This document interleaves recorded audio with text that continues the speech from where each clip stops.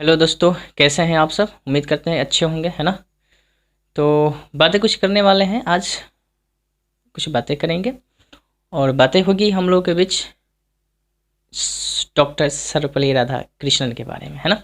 इनके बीच डॉक्टर सर्वपल्ली राधा कृष्णन के बीच। ओके, तो थोड़ी देर बने रहेंगे आप लोग और देखेंगे कैसे इनके साथ जीवन में क्या होते हैं। इनके जीवन के बारे में कुछ बातें करेंगे और अब देखेंगे कि इनके साथ कैसी कैसी परिस्थितियाँ आती है और उन परिस्थितियों में इन्होंने कैसे अपने आप को कंट्रोल करते हैं, अपने आप को कैसे समाधान करते हैं और ज़िंदगी में किस तरह से क्या करना होता है। उनके विषय में थोड़ी सी बातें इनसे हम लोग सीखेंगे, है ना। और इनसे बातें सीखेंगे और कुछ चीज़ें को जानेंगे कि इन्होंने क्या किया है, अपने ज़िंदगी को कैसे संभाला है। और हम सब लोग परिचित हैं इनसे कि कैसे बातें करेंगे, हैं। ओके, चलते हैं, ध्यान रखना है। तो टॉपिक हम लोग का यही है, डॉक्टर सर्वपल्ली राधाकृष्णन। मेहनत करे से डरनी डराए संगतिया, जो करिया तर हो जाइयो। डॉक्टर सर्वपल्ली राधाकृष्णन। मेहनत करे से जानी डराए संगतिया, करिया तहर हो जाई हो। आते हैं बातें करने कि जरा सा डॉक्टर सर्वपल्ली राधाकृष्णन के बारे में बातें करेंगे हम लोग, कैसी ज़िंदगी में इनके साथ रही है बातें। चलते हैं, है ना। ध्यान रखेंगे कि इनके विषय में ज़िंदगी में क्या हुई है। तो सबसे पहले हम बात करेंगे इनके जन्म की बातें करते हैं कि डॉक्टर सर्वपल्ली राधाकृष्णन का थोड़ा परिचय करें। हम सब लोग जानते हैं कि ये हमारे भारत देश के प्रथम उपराष्ट्रपति थे, है ना। और ये राष्ट्रपति के पद पर भी जाकर कार्यरत हुए हैं और हमारे देश के लिए बहुत कुछ किए हैं। तो बातें इसमें करते हैं, थोड़ी सी कहानी। आते हैं जरा सा इनके जन्म की बातें करें कि कहाँ जन्म लिए थे, कैसी बातें हुई थी इनके साथ। तो देखिए जरा, डॉक्टर सर्वपल्ली राधाकृष्णन के जन्म जो है, जन्म की बात करें, जन्म इनका हुआ था 5 सितंबर। कब? 5 सितंबर। और ये घटना कब की है, इनके जन्म की जो घटना है, यानी जन्म जो हुआ 1888 में। घटना कब है? 1888 में इनके जन्म की घटना बात कर रहे हैं ना। इनका जन्म इतने समय में हुई थी। अब जन्म की बात हो गई, बात करते हैं कहाँ। तो एक कहाँ की बात करें तो चेन्नई एक जगह है। कौन सा जगह है? चेन्नई। तो चेन्नई जो जगह है, चेन्नई से उत्तर पश्चिम, कहाँ? उत्तर पश्चिम, ध्यान रखें करेंगे आप लोग। चेन्नई से कहाँ? उत्तर पश्चिम। और लगभग चेन्नई से उत्तर पश्चिम में लगभग, यहाँ चेन्नई से ये 200 किलोमीटर पड़ता है। कितना? 200 किलोमीटर। एक जगह है, छोटा सा कस्बा है। छोटा से का है एक कस्बा, और कहाँ के कस्बा है? छोटे से कस्बा, जिसका नाम है तिरुतानी। तिरुतानी नामक कस्बा है, जो छोटे से जगह है ना। वहाँ पर इनका जन्म हुआ था। चेन्नई से लगभग कितने किलोमीटर? 200 किलोमीटर। किधर पड़ता है? तो उत्तर पश्चिम की दिशा में। बातें समझ गए होंगे इनके जन्म की बातें। अब बातें करते हैं कि जैसे जन्म हुआ, ये ब्राह्मण परिवार के थे। किस परिवार के? ब्राह्मण परिवार के। तो ब्राह्मण परिवार में इनका जन्म हुआ था, अर्थात इनके पिता जो थे, पिता का नाम था, पिता का नाम वी रामास्वामी। ध्यान रखना होगा, वी रामास्वामी, रामास्वामी। तो आप लोगों ने देखा वी रामास्वामी, पिता का नाम क्या हुआ? वी रामास्वामी। माता जो थी सीतम्मा, माता का नाम क्या था? सीतम्मा, माता सीतम्मा, सीतामा। देखिए सीतम्मा इसमें है ना, सीतामा। तो इस तरह से इन्होंने, देखे आप कि ब्राह्मण परिवार में जन्म लिए थे। पिता का नाम क्या है? रामास्वामी। माता का नाम क्या है? सीतम्मा। तो आपने देखा इनके विषय में। थोड़ी सी बातें करते हैं आगे। इनमें इनकी जो परिवार की संख्या थी, कुल परिवार, ध्यान रखेंगे, कुल सदस्य जो हुआ करते थे इनके सदस्य, ये टोटल सदस्य इनके 8 थे। ध्यान रखना है, पूरे परिवार में कितने सदस्य थे? 8। वो जरा ध्यान देंगे कैसे 8 थे। यहाँ पर ध्यान समझना है, ध्यान से समझना है कि जो वी रामास्वामी थे, पति पत्नी 2 आदमी, इनके 4 सर्वपल्ली राधाकृष्णन के कितने भाई? 4, और ये एक, कितने हुए? 5, और बहन एक थी, 6। तो इनके जो थे वीरामा स्वामी के जो पुत्र हुए, टोटल कितने हुए? 5, और एक बहन, कितने हो गए? 6। और अब ये लो दोनों पति पत्नी कितने हो गए? 8। कुल परिवार कितने हुए? 8। अब इन 8 सदस्यों की बात होती है। अब 8 सदस्यों की बात है, समझेंगे जरा सा। इन 8 सदस्यों में बात करने वाले हैं, तो 8 सदस्यों में खर्च भी हुआ करती है ज़्यादा, खर्च भी ज़्यादा थी। खर्च में बातें कर लें थोड़ा सा, खर्च ज़्यादा थी।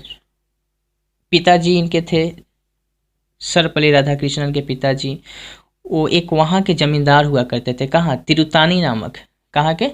तिरुतानी नामक जो जगह था, वहाँ के ये जमींदार के यहाँ ये कर्मचारी के रूप में काम करते थे। सर्वपल्ली राधाकृष्णन के पिता तिरुतानी नामक जगह के जमींदार के यहाँ कर्मचारी के रूप में काम करते थे, और उनको कुछ पैसे मिलती थी और अपने परिवार का भरण पोषण करते थे। सोचिए 8 परिवार को चलाना। सर्वपल्ली राधाकृष्णन दूसरे सदस्य थे, अर्थात वीरामा स्वामी के दूसरा पुत्र कौन थे? सर्वपल्ली राधाकृष्णन। अब ये 8 परिवार को चलाना कोई आसान बात नहीं थी। छोटे से रकम में 8 परिवार का भरण पोषण करना कोई आसान बात नहीं थी।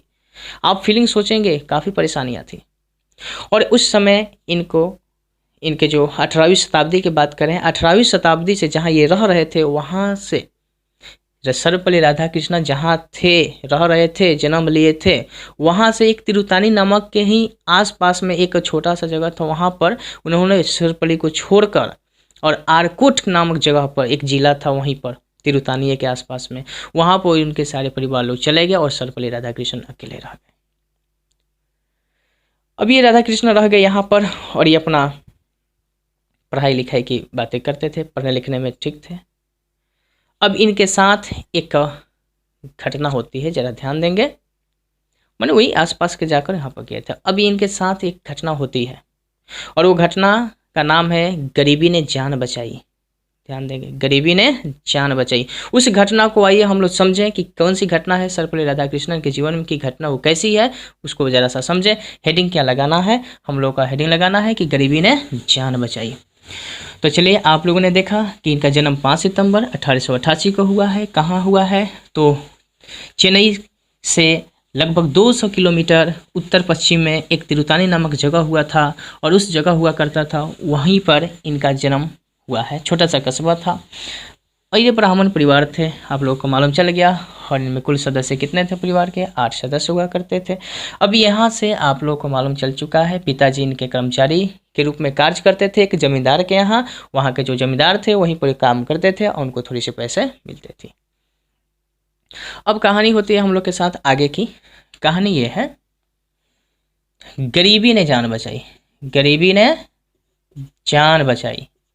थोड़ा इसकी घटना कैसी है, जान बचाई, समझे जरा इसके विषय में कि गरीबी ने जान कैसे बचाई। मैंने हेडिंग क्यों लगाया, इसको हेडिंग का समझें कि जब डॉक्टर सर्वपल्ली राधाकृष्णन 10 वर्ष की उम्र में थे, तो इनके साथ एक महत्वपूर्ण, एक विचित्र घटना घटी इनके जीवन में। 10 वर्ष के ही उम्र की बात बता रहे हैं, विचित्र घटना घटी। और विचित्र घटना घटी, वो कौन सी घटना, बातें करने हैं, थोड़े से आगे करेंगे। परंतु देखें जरा सा, पढ़ने लिखने में बहुत होशियार थे, और जो पढ़ाई करते थे तो इनको छात्रवृत्ति मिलती थी, और छात्रवृत्ति जो मिलती थी उनसे कुछ पैसे इनको मिलती थी, और वहीं पैसे जो थी, कुछ पैसे बचाते थे, और कुछ पैसे जो बचता था वो अपने गाँव में जा जाकर अपने मार्केट वगैरह में जाकर और कहीं से ये अपना भोजन करते थे। और उसमें से जो भी थोड़े बहुत पैसा बचता था, तो स्कूल के जैसे छुट्टियां होती थी, उन छुट्टियों में वे कहीं घूमने के लिए चल जाते थे। एक समय ऐसा ही आया कि जब वो घूमने के लिए चले, एक स्कूल की छुट्टी थी, घूमने चल दिए, और जैसे घूमने चले तो जंगल के रास्ते से गए। उस समय लुटेरों की संख्या ज़्यादा हुआ करती थी, लुटेरे जंगल में हुआ करते थे, और वो लुटेरे ज़्यादातर ब्राह्मण के बच्चों को पकड़ते थे और पकड़कर उन ब्राह्मण के बच्चों को पकड़कर उनको हत्या कर देते थे और एक कुएं में, जंगल के कुएं में उनको डाल देते थे। ऐसी बातें हुआ करती थी, उस समय की बात बता रहे हैं। ठीक इन्होंने जब से गया, जंगल के रास्ते से जा रहे थे, तो जंगल के रास्ते से जाते क्रम में लुटेरों ने देखा ब्राह्मण के लड़के आ रहा है। देखा कि ब्राह्मण का लड़के आ रहा है, तब तक लुटेरे के मुंह में पानी आ गया, टपका पानी। क्यों? जरा ध्यान दे, यहाँ एक शब्द है कि ब्राह्मण के बच्चों के हूं क्यों पकड़ा करते थे लुटेरे।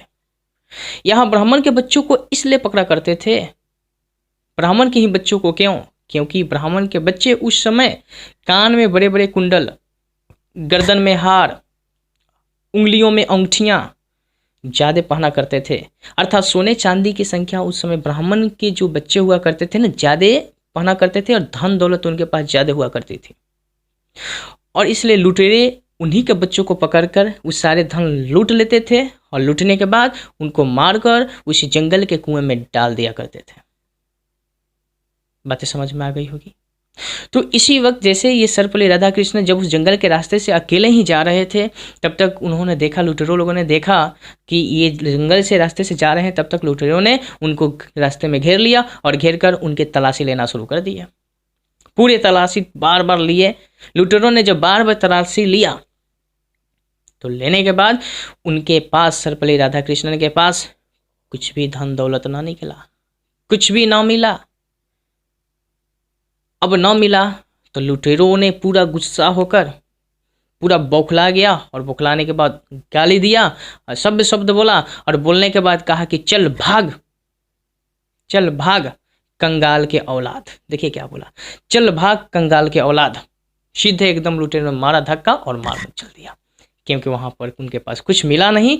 जब कुछ मिला नहीं तो क्रोधित होकर उनका जतरा खराब हो गया। लुटेरों को धक्का मार दिया और सर्वपल्ली राधाकृष्णन गिर गए और गिर गए तो धूल मिट्टी कण उनके साथ लग गए।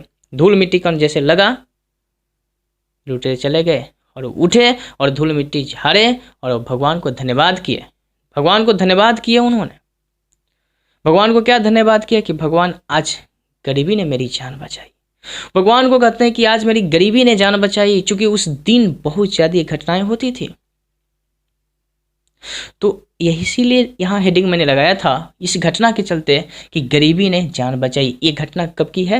जब सर्वपल्ली राधाकृष्णन 10 वर्ष की उम्र में थे, तब ये घटना घटित हुई उनके जीवन में। सोचिए, छोटे बालक था। आप भी इधर उधर घूमने के लिए चले जाते हैं, कहीं ना कहीं जाते हैं इधर उधर, तो ऐसी घटनाएं हम लोग के भी साथ कभी कभी ऐसे सुनने को आ जाता है कि ऐसे कुछ बातें होती है, परंतु उस समय प्रचलन में ज्यादा हुआ करते थे। ठीक है, अब बातें हम करने चल रहे हैं कि इनकी घटना जो हो गई। अब हम बातें करने चल रहे हैं कि गरीबी ने जान बचा दी। अब हम घटना लेकर आते हैं, कब की बातें तो समझेंगे। आप लोगों ने समझा, थोड़ी सी बातें आते हैं सर्वपल्ली राधाकृष्णन के बारे में। अब कहानी हम लेकर आते हैं कब की? 1900 ईस्वी की। कब की? 1900 ईस्वी। समझे 1900 ईस्वी में क्या हुआ? 1900 ईस्वी में क्या हुआ, इस पर बातें थोड़ी सी करने जा रहे हैं कि सर्वपल्ली राधाकृष्णन 1900 ईस्वी में राधाकृष्णन के पिताजी वी रामास्वामी के एक रिश्तेदार लगा करते थे, जिनका नाम, वो रिश्तेदार थे उनके चच्चे लगते थे। और चच्चा से उन्होंने रिक्वेस्ट किया, सर्वपल्ली राधाकृष्णन के पिता वी रामास्वामी ने रिक्वेस्ट किया कि देखिए, वो बेलौर रहा करते थे, तो बेलौर में जाकर उन्होंने रिक्वेस्ट किया कि चलिए, हमारे थोड़ा बच्चा है एक, इसको थोड़ा सा आप रखें वहाँ पर और पढ़ने को रखें। सर्वपल्ली राधाकृष्णन को उन्होंने इनके रिक्वेस्ट के चलते उन्होंने रख लिया और 2 साल तक रहकर वहाँ पर सर्वपल्ली राधाकृष्णन ने पढ़ाई की। कहाँ पर? बेलौर में। बेलौर में उन्होंने पढ़ाई की। बेलौर में उन्होंने कितने वर्ष पढ़ाई की? लगभग 2 वर्ष। और 2 वर्ष पढ़ाई करने के बाद मैट्रिक जो हुआ ना, वहीं से पास किया, 10th वहीं से पास किए। सर्वपल्ली राधाकृष्णन बेलौर से ही 10th पास किए और 10th पास किए और अच्छा अंक प्राप्त किए। अच्छा अंक, पढ़ने में तो तेज थे, अच्छे थे, अब मैंने रुचि ज़्यादा इनके साथ थी। 10th पास किया, अच्छे अंक लाए और लाने के बाद तो चलते हैं यहाँ पर मैट्रिक इनके कंप्लीट होती है। कब? 1900 ईस्वी के आसपास में। ठीक है, अब बातें करते हैं 1903 की कहानी, ध्यान रखेंगे। 1903 की बातें करते हैं इनके साथ, ये क्या हुई। तो आपने देखा कि इन्होंने मैट्रिक में अच्छे अंक प्राप्त किए और अच्छे अंक प्राप्त किए ना, तो इनको छात्रवृत्तियाँ मिलना शुरू हुई। ठीक है ना, छात्रवृत्तियाँ मिलना शुरू हुई। तो बातें करते हैं थोड़ी सी और 1903 की घटना, कब की? 1903 ईस्वी की। 1903 में थोड़ा इनके एक टॉपिक है, बात करते हैं विवाह के संबंधित। किसके बातें करते हैं कि 19 विवाह की बात करें, जब सर्वपल्ली राधाकृष्णन मैट्रिक कर लिए थे, तो 1903 की घटना है। 1903 की घटना, 1903 में ये 16 वर्ष के उम्र के थे। कितने वर्ष के? 16 वर्ष की उम्र में। और इनकी शादी अब तय कर दी जाती है। तो 16 वर्ष की उम्र में ही इनकी शादी तय कर दी जाती है। कितने वर्ष की उम्र में? 16 वर्ष की उम्र में शादी तय कर दी जाती है। लेकिन वो भी किससे? एक शिवकामू नाम की लड़की थी। शिवकामू नाम की लड़की। कौन से है? शिवकामू नाम की लड़की से इनकी शादी तय हो जाती है। और कब होती है? 16 वर्ष की आयु में इनकी शादी होती है। लड़की का जो उम्र था उस समय 10 वर्ष। जब शादी तय हुई तो लड़की की उम्र कितनी वर्ष थी? 10 वर्ष। और उस समय इनकी शादी तय हो जाती है। 16 वर्ष की उम्र में लड़की 10 वर्ष की थी जब विवाह होता है। उस समय लड़की जो थी ना, वो 5वीं कक्षा में पढ़ रही थी। ध्यान रखना, लड़की जो थी शिवकामू, वो किस कक्षा में पढ़ रही थी? 5वीं कक्षा में। जब शादी तय हुआ तो लड़की की जो उम्र थी कितने? 10 वर्ष। और पढ़ाई किस में कर रही थी? 5वीं कक्षा में। शादी हो गई। लड़की के पिता रेलवे में स्टेशन मास्टर थे। रेलवे में क्या थे? वो स्टेशन मास्टर थे। बात दुख किया है कि लड़की के जो पिताजी थे वो बचपना में ही गुजर गए थे। जब लड़की गोद में थी तो उस समय पिताजी गुजर चुके थे। अर्थात शादी की जो बात हुई उनकी लड़की की माँ ने तय की। लड़की की माँ सोचती थी कि मेरी बेटी का शादी कैसे हो। और उस समय दक्षिण भारत में दहेजों का ज़्यादा प्रचलन था। सोचिए जरा, दहेजों का ज़्यादा प्रचलन था। माँ अब विधवा हो चुकी थी। शादी अच्छा करने के लिए, अच्छे वर खरीदने के लिए अच्छे धन की जरूरत होती थी, परंतु उस माँ के पास पैसा कहाँ से? उस माँ के पास पैसा कहाँ से जब पिता ही उनके ना रहे, बचपना में ही छोड़ के चले गए लड़की को। माँ अब गरीब हो चुकी थी, बहुत परेशानियां थी उनके साथ भी। सोचती थी कि हम अच्छा वर कैसे ढूंढें। और सौभाग्य की बात यह है कि इधर सर्वपल्ली राधाकृष्णन भी गरीब से परेशान थे। गरीबी इनको भी सता रही थी, गरीबी उधर भी सता रही थी। संजोगवश देखिए दोनों का मिलन हो जाता है। और दोनों का मिलन हो जाता है अर्थात इधर सर्वपल्ली राधाकृष्णन वाले इनके परिवार सोचते हैं कि हम इतने गरीब हैं, हम अच्छी लड़कियां वधू कैसे ढूंढ पाएंगे। इसके लिए इधर भी परेशान, वो उधर भी परेशान। ठीक है ना। दोनों का मेल मिलाप होता है, शादी विवाह हो जाती है। शादी होने के बाद अब वहाँ पर गौना का सिस्टम उस समय था। और गौना होता है 3 वर्ष बाद गौना हुआ। कितने वर्ष बाद गौना हुआ? 3 वर्ष बाद। अर्थात लड़की राधा कृष्णन के घर शादी होने के 3 वर्ष बाद आती है। जैसे वो आई, सर्वपल्ली राधाकृष्णन देखकर, उनके चेहरे को देखकर, सौंदर्य को देखकर, सुंदरता को देखकर उनका मन पूरा भा गया।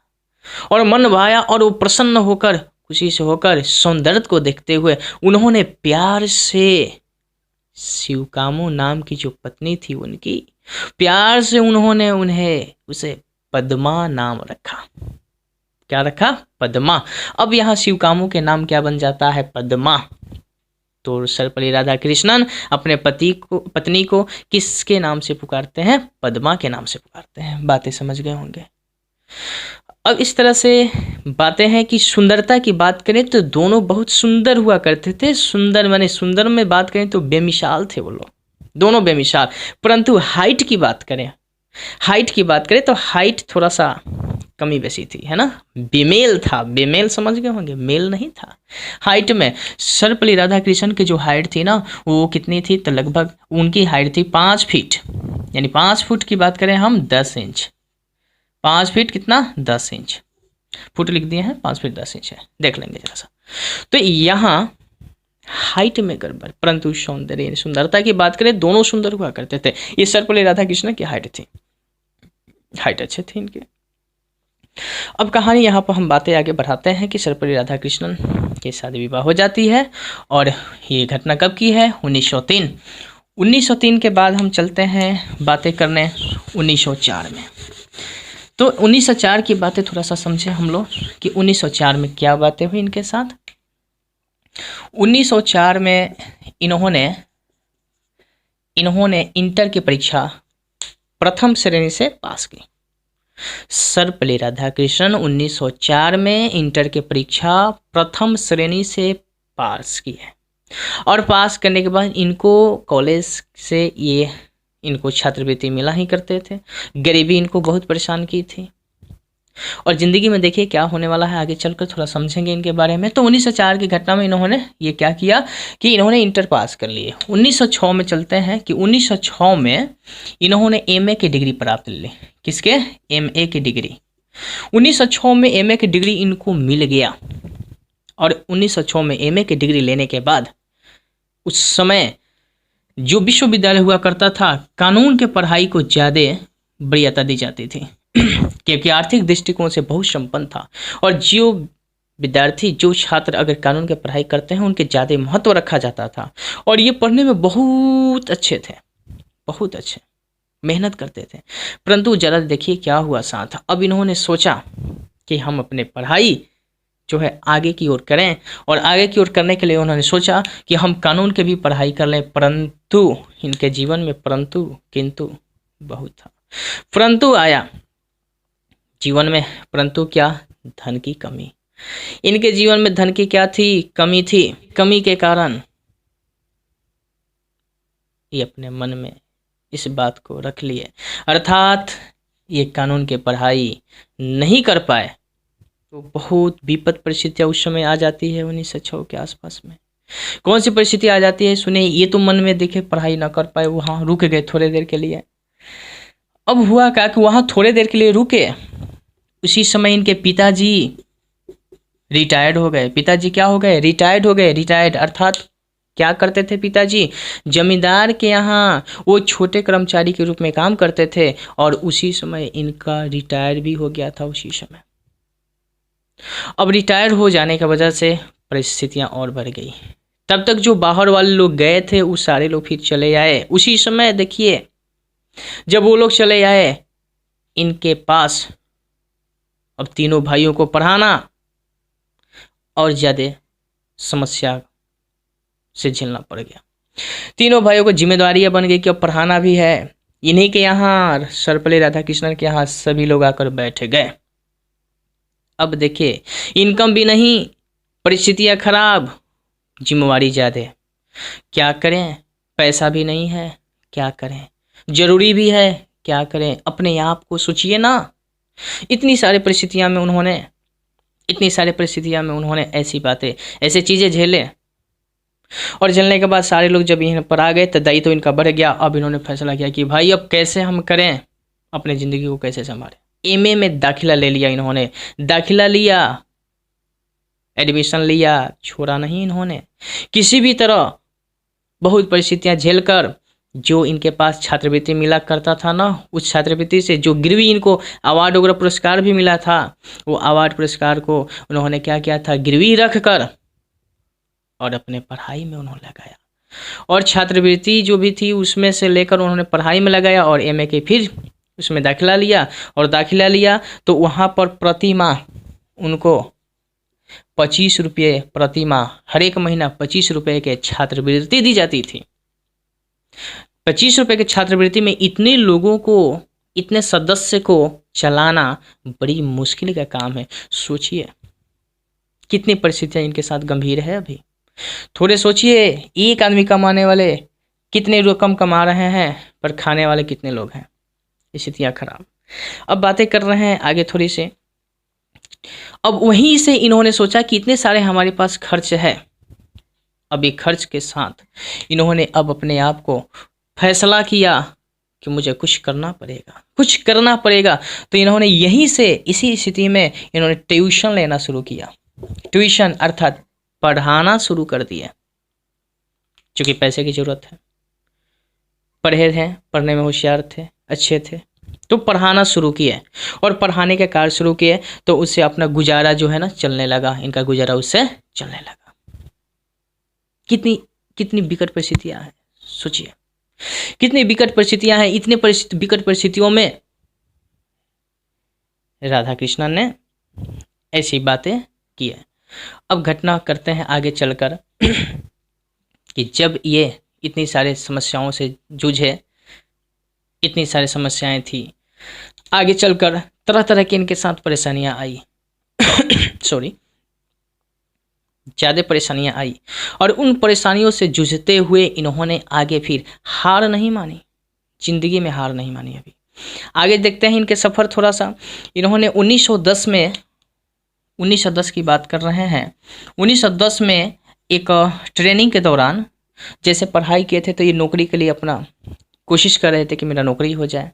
तो उसी में एक जगह ट्रेनिंग इनको मिला, और ट्रेनिंग के समय उस ट्रेनिंग में इनको 1910 की बात बता रहे हैं, 1910 में इनको 37 रुपया 50 पैसा, कितने 37 रुपया 50 पैसे प्रति माह दी जाती थी। उस ट्रेनिंग में इनको 37 रुपये 50 पैसे दी जाती थी। अब उन्होंने इस परिस्थितियों से जूझते हुए गए। बात आगे बढ़ जाती है, घटना कब इनके साथ आ जाती है एक परिस्थितियाँ, गंभीर परिस्थितियाँ, और उस परिस्थितियों को हम आइए देखते हैं, उन परिस्थितियों को एक नाम देते हैं, इससे भी आगे चलकर उनके साथ परिस्थितियाँ क्या होती हैं। तो आते हैं देखते हैं, उसका परिस्थितियाँ का नाम हम रखेंगे कि जमीन पर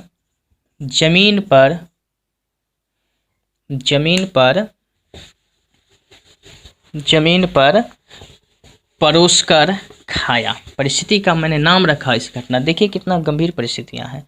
जमीन पर परोस कर खाया। ध्यान दीजिए, जमीन पर परोस कर खाया, ये क्या ऐसी घटना है, सुनिए इसके बारे में जरा जानिए कि यहाँ से इनकी ज़िंदगी में क्या हुई है बातें। तो मैंने इतनी सारी बातें आपको बताई, नेक्स्ट बातें कर रहे हैं कि ज़मीन पर परोसकर खाया, इसका अर्थ क्या है यहाँ समझें, इसमें क्या है साथ ही इनके। घटना होती है कि जब ये 24 वर्ष के हो जाते हैं, ये 24 वर्ष के, और पत्नी जो शिवकामों को क्या कहा करते थे, पद्मा, ये हो जाती है 20 वर्ष की, और 20 वर्ष की अवस्था में ये 2 बच्चे को जन्म दे देती है। कितने बच्चे को? 2 बच्चे को जन्म दे देती है। अब इनके साथ समस्या ही समस्या बढ़ गई। एक तो उतने परिवार पहले से, पैसे भी नहीं, और फिर बच्चे के जन्म। परिस्थितियाँ क्या हो रही है? बढ़ रही है।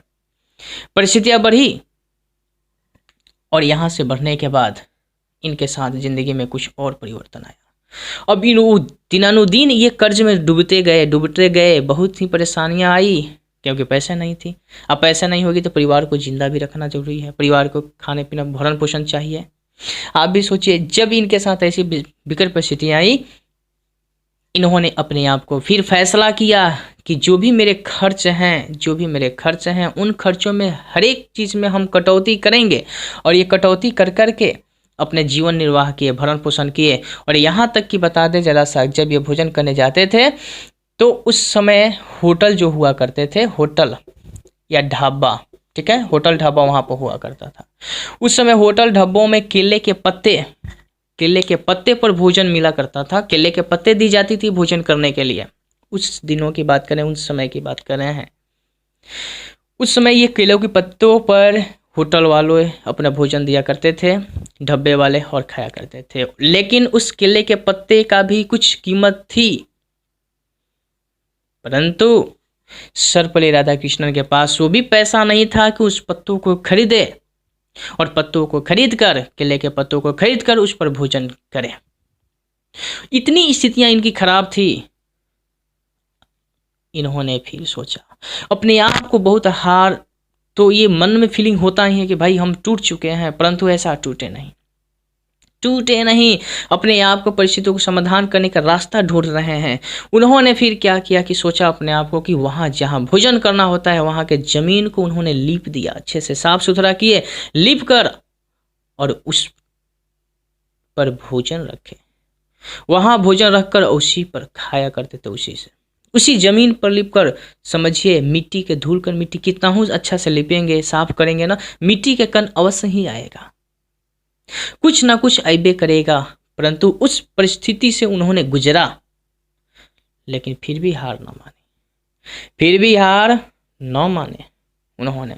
सोचिए सर्वपल्ली राधाकृष्णन की बात कर रहे हैं, आगे की बात कर रहे हैं कि जब ऐसी स्थितियां आई उनके साथ, जरा सोचिए कि वो होटल वाले डब्बों वाले कैसे निर्दयी थे कि उनको एक केले के पत्ते भी न दिए, दयावान नहीं थे ना, कम से कम एक केला का पत्ता तो दे देते कि कम से कम खा ले। ऐसी स्थितियां थी उस समय भी।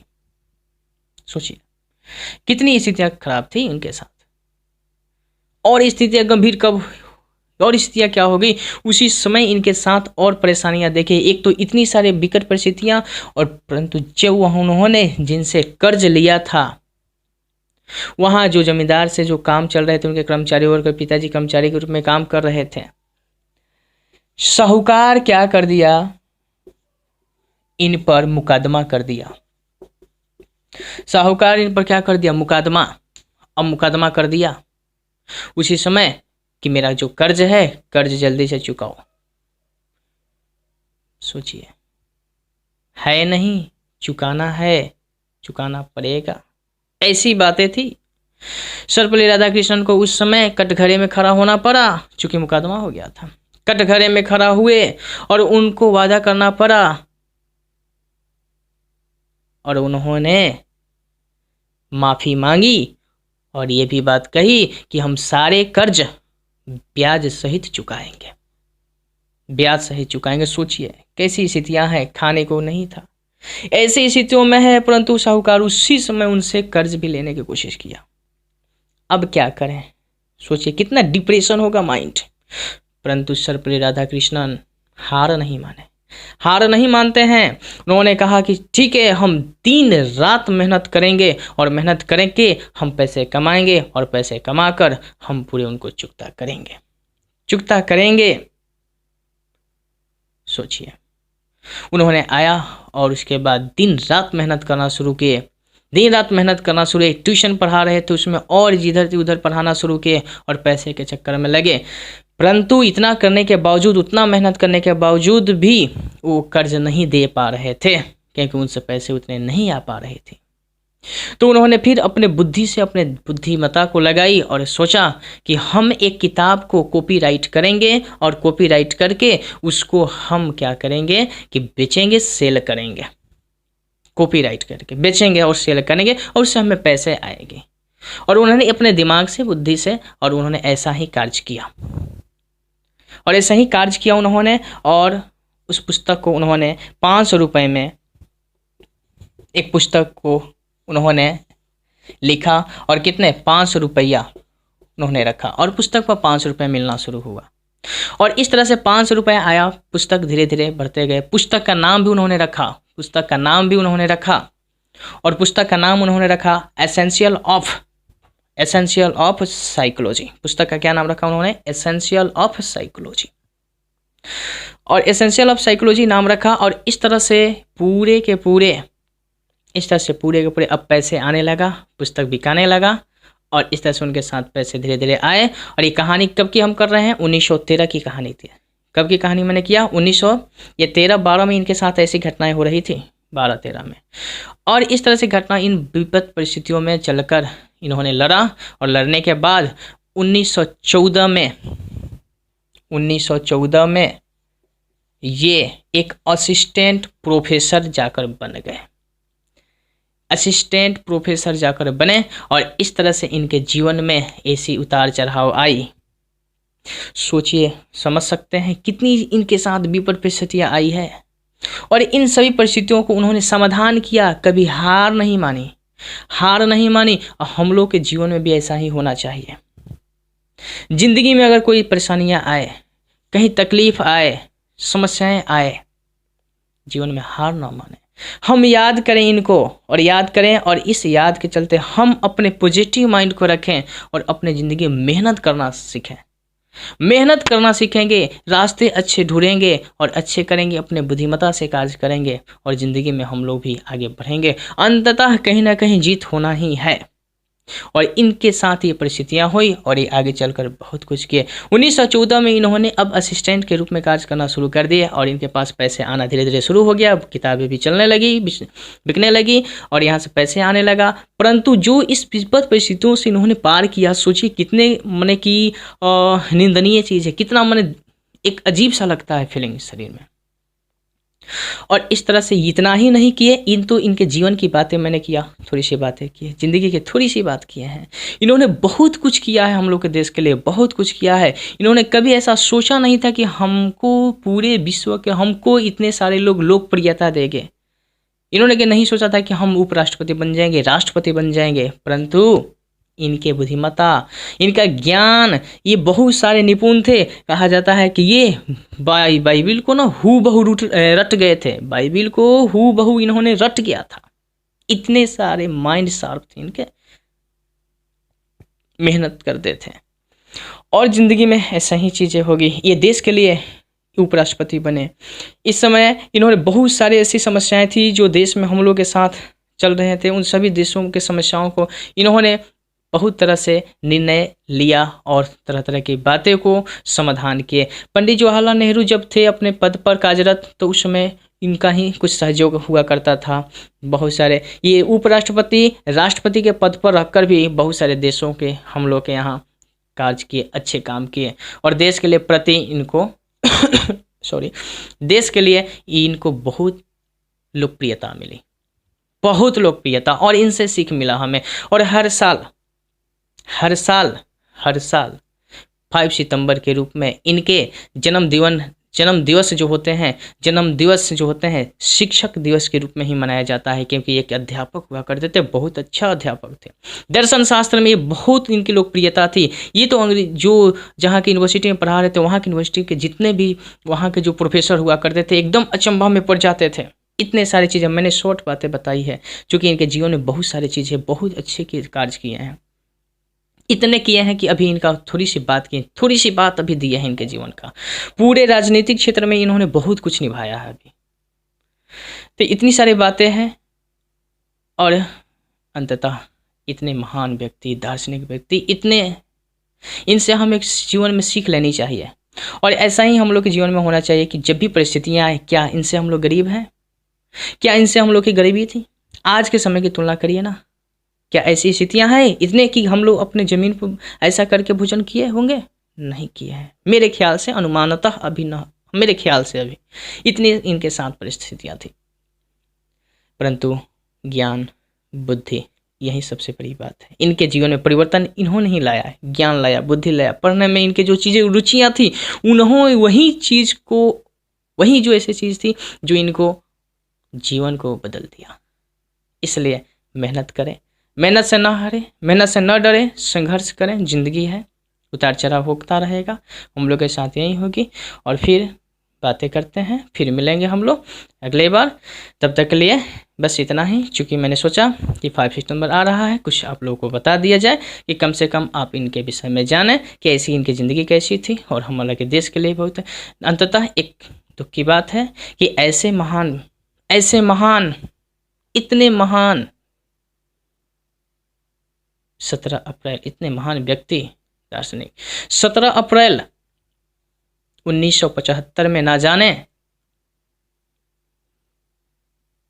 जाने किस समय इनके शारीरिक चेतना शून्य हो जाता है 17 अप्रैल 1975 को।